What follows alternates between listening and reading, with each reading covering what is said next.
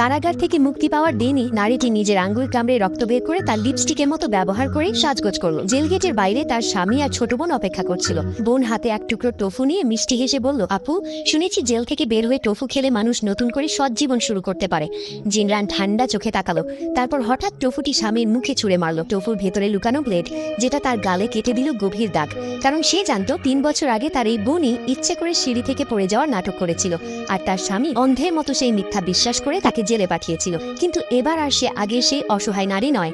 বাড়িতে ফিরে বোন যখন তাকে অপমান করে নিজের পা ধুতে বলল, তখন জিনরান হাসি মুখেই রাজি হয়ে গেল। কয়েক মিনিট পর ফুটন্ত গরম পানিতে বোনের পা ডুবিয়ে দিয়ে সে মিষ্টি স্বরে বলল, বোন, একটু কষ্ট সহ্য করো, পুরনো ভুলের জন্য ক্ষমা চাইছি। বোন যন্ত্রণায় চিৎকার করলেও স্বামী কিছুই বুঝতে পারল না। সেদিন রাতেই জিনরান শপথ করলো, তোমরা আমার জীবন নষ্ট করেছো, এবার তোমাদের সবকিছু আমি ধ্বংস করব। কিন্তু শয়তান বোনও চুপ করে বসেছিল না, সে আবার নতুন ষড়যন্ত্র করলো। মিথ্যা অভিযোগে জিনরানকে দ্বিতীয়বার জেলে পাঠানো হলো। সবাই ভাবলো এবার তার জীবন শেষ, কিন্তু কয়েক সপ্তাহ পর হঠাৎ খবর এলো জিনরান জেলের ভিতর মারা গেছে। খবর শুনে ছোট বোন আনন্দে আত্মহারা হয়ে উঠল।